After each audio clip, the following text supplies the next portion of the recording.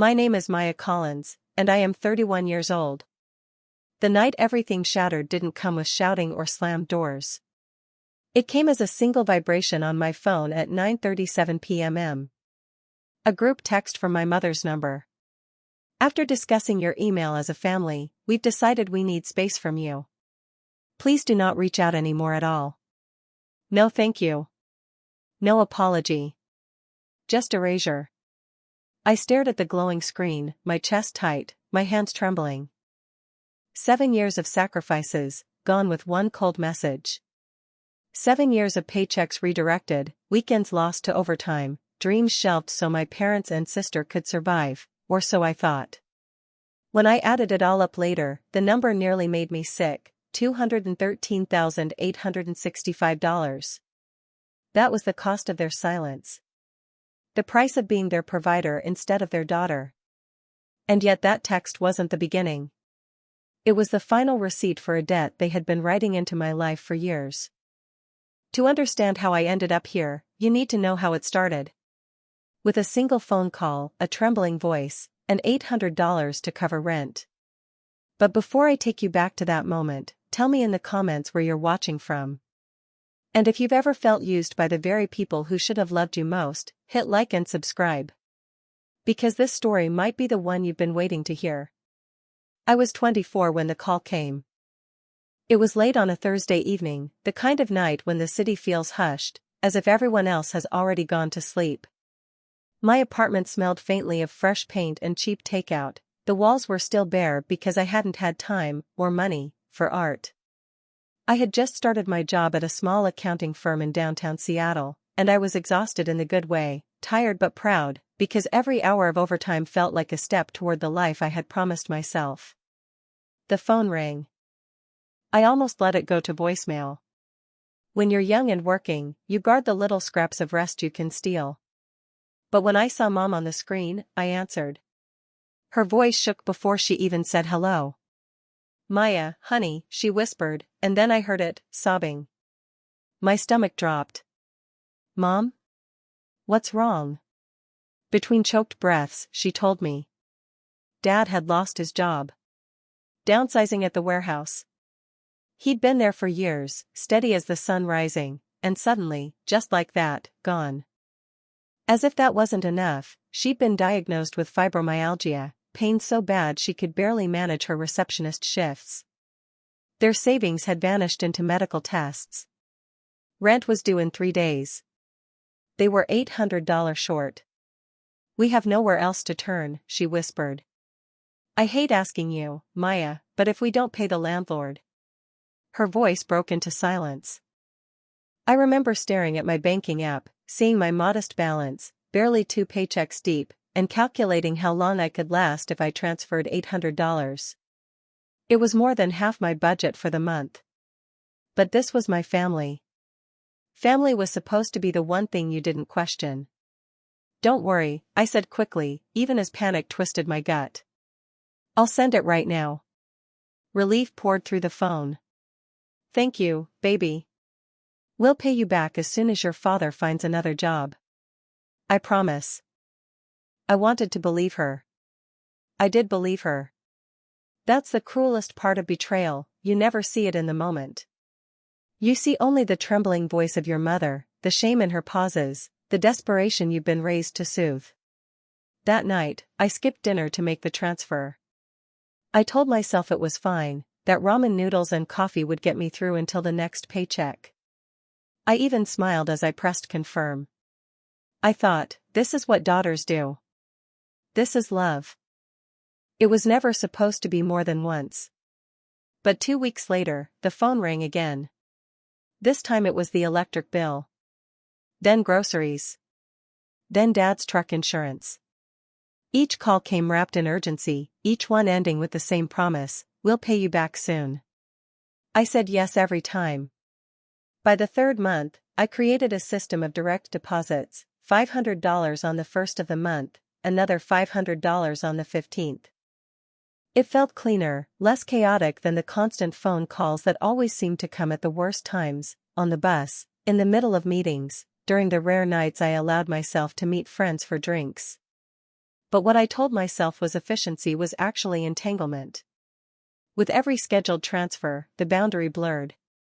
It stopped being help and started being duty. At first, they sounded grateful. Mom would call in tears, blessing me for being such a good daughter. Dad swore he'd make it right once things turned around. My sister, Jenna, who was still in high school, sent me little handwritten thank you notes.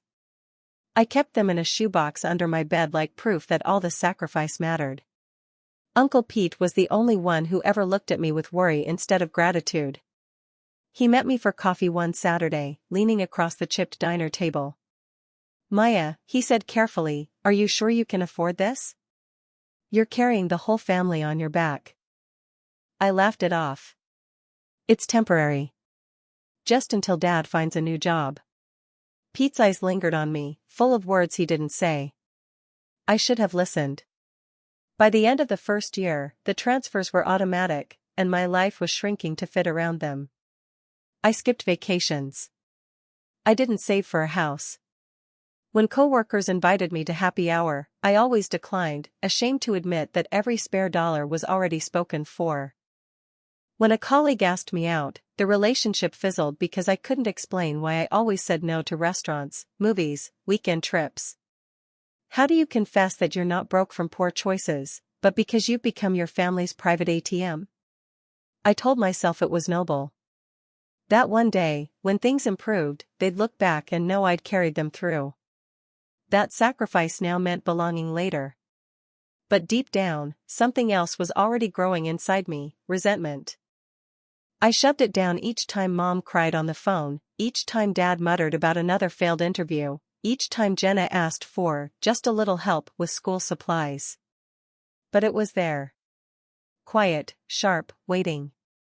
I didn't know it yet, but that first trembling phone call, the one that cost me $800, wasn't just the start of 7 years of financial strain. It was the first brick in a wall that would eventually trap me. And the night I agreed to send that transfer, I didn't just buy my parents' time. I bought my own silence. Year 2 bled into year 3 before I realized I had stopped waiting for Dad to find a job. Somewhere along the way, the promise of repayment had become background noise, like the hum of traffic outside my apartment window in Seattle. Always there, but no longer something I noticed.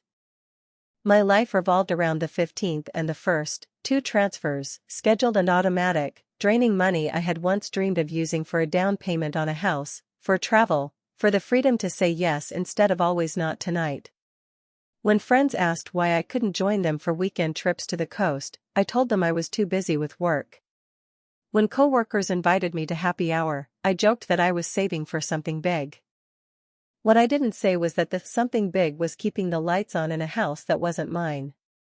The first real crack showed on my 30th birthday. I had always been the one who remembered everything: surprise parties, carefully chosen gifts, handwritten cards. For Mom's 60th, I had flown in her sister from Arizona. For Dad's birthday, I had splurged on baseball tickets. For Jenna's 21st, I had planned a whole weekend celebration with friends. So when my 30th came around, I expected at least a phone call. A card, maybe. A cake if I was lucky. Instead, I woke up to silence. No texts. No voicemail. No knock at my apartment door. I kept checking my phone, convinced there had been some glitch. By evening, coworkers noticed my restless glances and whisked me out for impromptu drinks. My friend Olivia even brought a cupcake with a single candle. I smiled, but inside I felt hollow. When I finally asked Mom about it days later, her response was a hurried, "Oh honey, I'm so sorry. Things have been hectic. We'll make it up to you next time you visit." But the invitation never came. 3 months later, I was scrolling through Facebook when a photo froze me mid-breath, my parents and Jenna smiling in front of Cinderella Castle at Disney World. The timestamp was 2 days old. They hadn't mentioned a word about it. Not in texts. Not in calls. Not in the panicked voicemails that still came when bills piled up. A weekend trip to Florida cost thousands. I hadn't been able to afford new clothes for work without double-checking my budget, and yet there they were, basking in Disney's glow, while I sat in a one-bedroom apartment with peeling wallpaper. With shaking hands, I called Mom. She sounded surprised but not guilty. "Oh, Maya, it was a last-minute thing. Jenna's been working so hard in nursing school, and we thought she deserved a break." "A break?" My voice cracked. "From what? Spending the money I send every month?" She laughed lightly, the way she always did when she wanted to make me feel dramatic. "We found a good deal. And your Uncle Pete helped out, too." But when I asked Pete about it later, his brows shot up. "Disney? I didn't pay for any trip. I didn't even know they went." I tried to push the doubt aside, but it lingered like smoke after a fire. And then came the mall incident. I was shopping for a blazer, something presentable for an upcoming client presentation, when I saw Jenna across the department store. She was at the luxury handbag counter, smiling as the sales associate handed her a glossy designer bag worth more than my monthly rent. "Jenna?" I approached, my voice thin with disbelief. Her smile faltered, then returned too quickly. "Maya." "Oh, this? It's just a knockoff.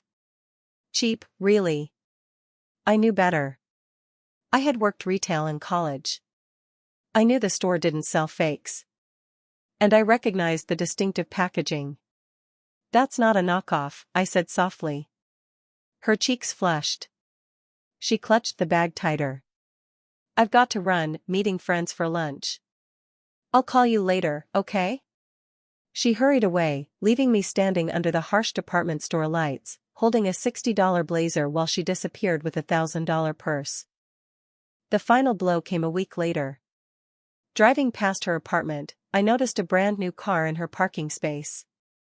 The temp plates glared back at me like proof carved in steel.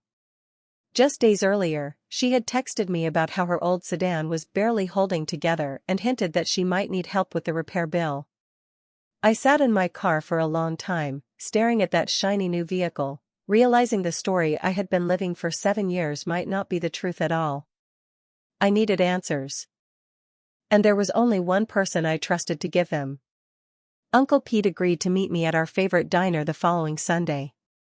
He arrived early, as always, a cup of coffee cooling in front of him. "You look troubled, kiddo," he said, studying my face. I tried to smile, but it came up crooked. "It's Mom. Dad. Jenna. Something doesn't add up." His expression shifted. He set down his mug and sighed. "I was wondering when you'd figure it out." And in that moment, before he even spoke another word, I knew. The cracks I had been ignoring weren't cracks anymore. They were fault lines.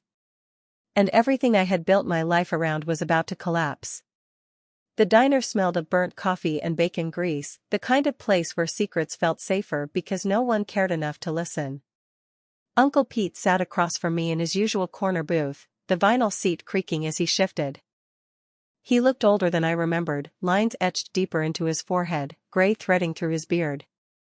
When I told him about the Disney trip, about Jenna's purse and her new car, I expected shock. Instead, he just nodded, as if I had finally caught up to what he already knew. "Maya," he said softly, stirring his coffee even though the sugar had long dissolved, "your dad's been working again. 4 years." The words landed like a slap. "What?" "He got a job about 3 years ago. Shift supervisor. Better pay than the warehouse ever gave him. Benefits, too." I shook my head, the diner spinning around me. "That's not possible. He would have told me." Why would he still? My voice trailed off, because the answer was already forming. Why would he still ask for money? Because I kept sending it. Because I never questioned. Uncle Pete's eyes held mine, steady and sad. "They don't see it as asking anymore. They see your money as their entitlement." I couldn't breathe. The coffee in front of me turned bitter in my throat. "And Mom? She's been working, too. Part-time at the church office for the last 2 years. It's not much, but with your dad's job, they're more than fine. Better than fine, actually." My stomach churned. I thought about the nights I had worked until dawn, the vacations I never took, the relationships I'd sabotaged to protect this secret burden. Meanwhile, my parents weren't scraping by, they were living well. Last year they remodeled the kitchen, Pete added quietly. Granite countertops, new appliances, the works. Your mom said it was a fresh start. Granite countertops. I pressed my hands to my temples, images flashing like cruel film reels, me eating instant noodles in my Seattle apartment, counting quarters at the laundromat, while they debated backsplash tiles. And Jenna? I forced out. Pete sighed. New car, new purse, spring break trip to Cancun she's been bragging about to her friends. All of it made possible because you've been footing the basics at home. Your money frees theirs for luxuries. I wanted to scream, but the sound stuck in my throat. Why didn't you tell me? My voice cracked. I tried, he said, guilt flickering across his face. Remember all those times I asked if you were sure you could afford this? That was me trying. But you always defended them. And they're my family too. It's hard to blow everything up when you're living under the same roof. I swallowed hard. He'd been staying with them since his divorce, doing odd jobs around the house in exchange for reduced rent. He had been close enough to see it all. Close enough to know. There's more, he admitted, his voice low. Last month, I overheard your parents talking about asking you to increase your contributions. They want to buy a timeshare in Florida. The words hit harder than any slap. A timeshare? Are you serious? He nodded grimly. I told them it was shameful, that they should be grateful for what you've already done. Your mom got defensive. Your dad said I didn't understand financial planning. That's what he called it. Financial planning. 7 years of my life reduced to a neat little phrase. Do they ever talk about paying me back? I asked, though I already knew. Pete shook his head. Never. In their minds, this isn't debt. It's your duty. I sat there, staring at the cracks in the diner table, the hum of the refrigerator filling the silence.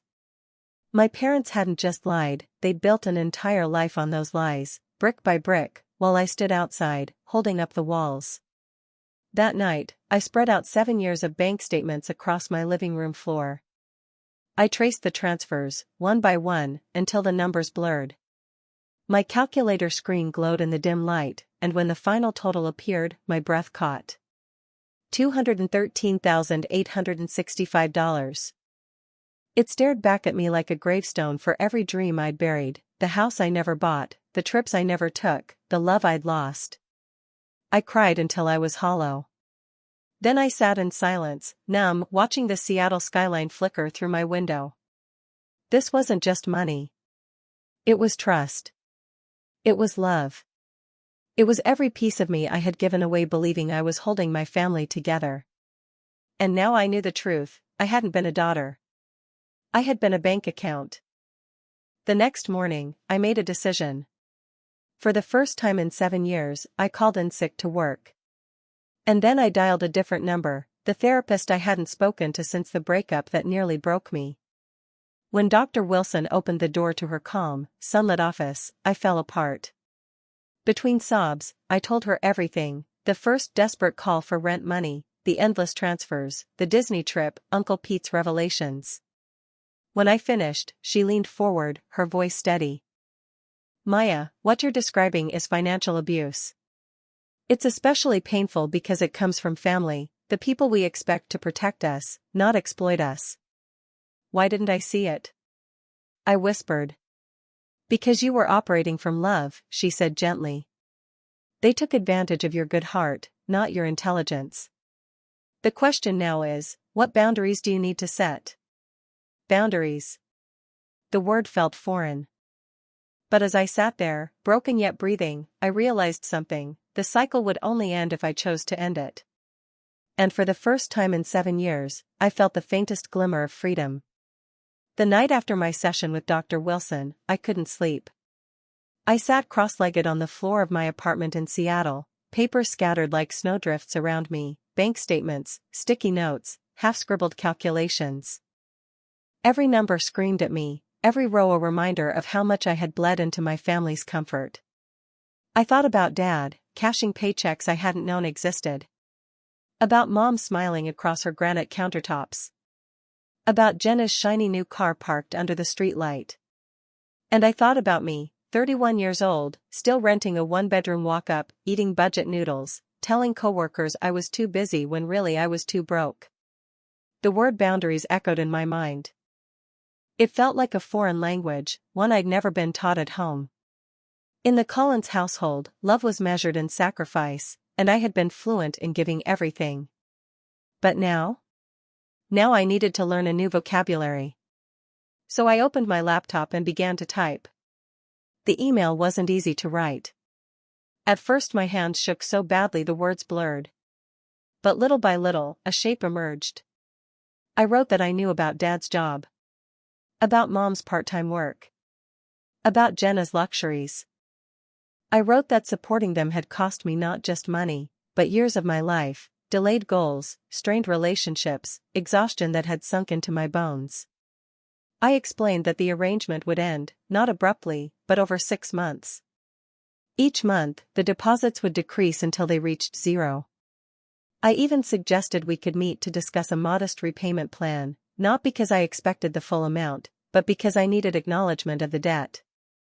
The tone was measured, not cruel. Firm, but not vengeful. I wanted them to see this wasn't punishment, it was survival. Before sending, I forwarded the draft to Uncle Pete.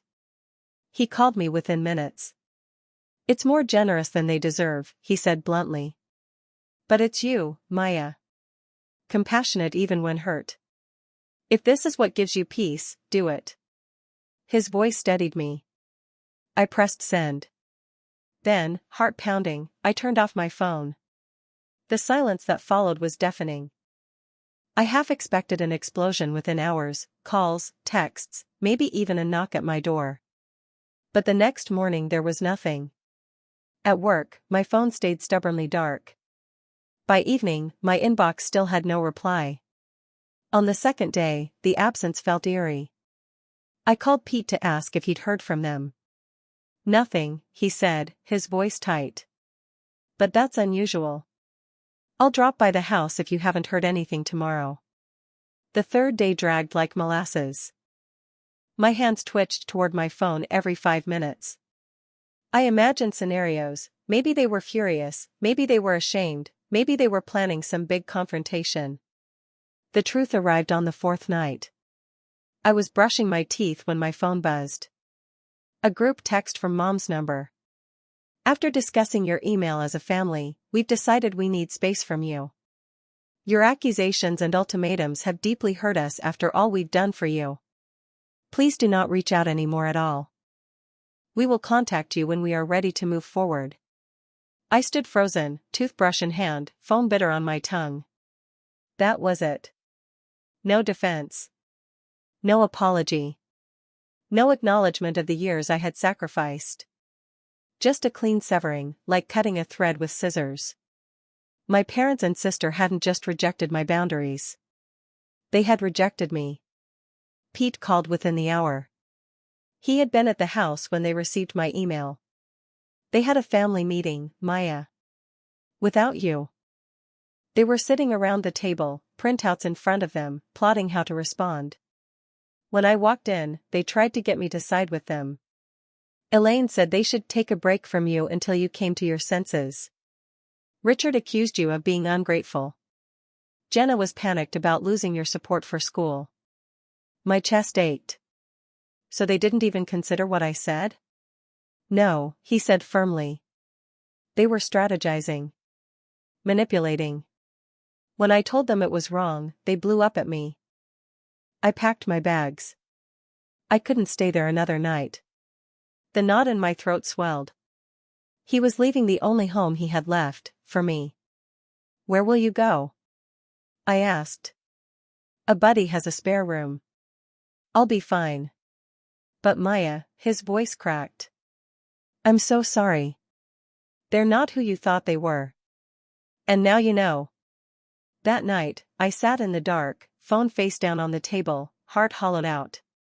7 years, $213,865, every ounce of energy I had poured into them, and this was the response. They wanted space. And for the first time I realized, maybe space was exactly what I needed, too. The calls came first. Dozens in a single night, my phone buzzing like a trapped insect on the nightstand. Maya, the transfer failed, what did you do? Call us back, we have bills due tomorrow. Maya, your mother is crying. Why are you punishing us? I flipped the phone face down and let the voicemails pile up like unpaid debts. Their emergency was no longer mine. The next morning, under the cold wash of fluorescent lights, I walked into my bank and spoke to the representative without shaking. I need every automatic transfer cancelled. Permanently. And I want those recipient accounts blocked so no future payment can go through, accidental or otherwise. Her nails clicked softly over the keyboard. I can also pull your total transfers to date, if you'd like to confirm. The number appeared on the screen like a verdict, $213,865. 7 years. A house down payment. A dozen trips I never took. Quietly, I said, block them. One keystroke. And the faucet I'd been told was love finally ran dry. Retaliation came fast. Mom's voicemails were sugar laced with vinegar. We never meant to hurt you, sweetheart. You're overreacting. Turn the transfers back on while we talk this through. Dad's messages were tight and furious. Don't be ungrateful.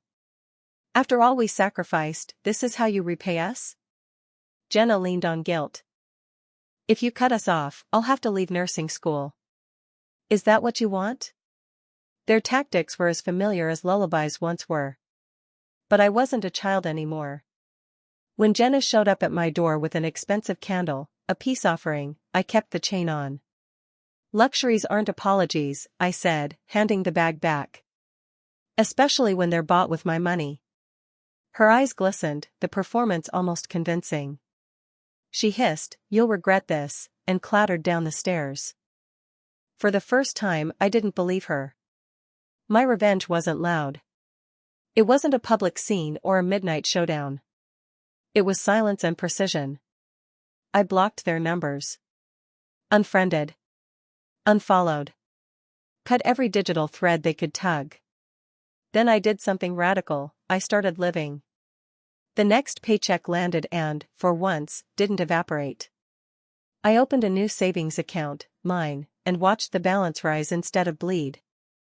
A financial advisor sketched a future that used to feel fictional: down payment, emergency fund, a trip with no guilt attached to it. Within a month, I put a deposit on a modest condo overlooking Lake Union. On move-in day, Uncle Pete carried boxes and grinned like a man watching a storm finally pass. "You did it, kiddo," he said, wiping his forehead. "They don't own you anymore." That night, I sat on the floor among half-opened boxes and looked out over Seattle's lights trembling on the water. The ache in my chest was still there, but for the first time, it didn't feel like loss. It felt like space. There was one more thing I needed to do. I opened my laptop and began to write. Not an email this time, a record. I told the story cleanly: the trembling call for $800, the scheduled deposits, the Disney photo, the granite countertops, the new car, the truth Pete had carried to my door. I wrote about debt that wasn't on any bank ledger, debt that lived in my bones and called itself love. When I posted it publicly, no names, no addresses, just facts, the response flooded in. This happened to me, too. I thought I was alone. Your words gave me the nerve to set boundaries. My shame evaporated in the heat of that chorus. What they meant for isolation became connection. What they demanded I hide became a light. Pete called a week later. "They're furious," he said drily. "Humiliated you told the truth." I smiled into the quiet. Good. Because the real revenge wasn't cruelty. It was exposure. They had traded in secrecy and debt, I had chosen sunlight. Some time later, I stood on a balcony in Florence, cheap wine sweating in my palm as the bells of the Duomo rolled across the dusk. The trip I'd deferred for a decade unfolded beneath me in ochre rooftops and swallows carving the sky. I thought of $213,865, of how much life I had rented and how much I was finally buying back. I thought of boundaries that had once felt like betrayal and now felt like oxygen. I thought of the girl who answered a trembling call at 24 and mistook self-erasure for love. The bells kept ringing. I lifted my glass. To freedom, I whispered. To the quiet kind of courage. To never paying for my own existence again. And that was the end of it. Not with thunder, not with shouting. Just the steady, ringing truth that I was no one's account anymore.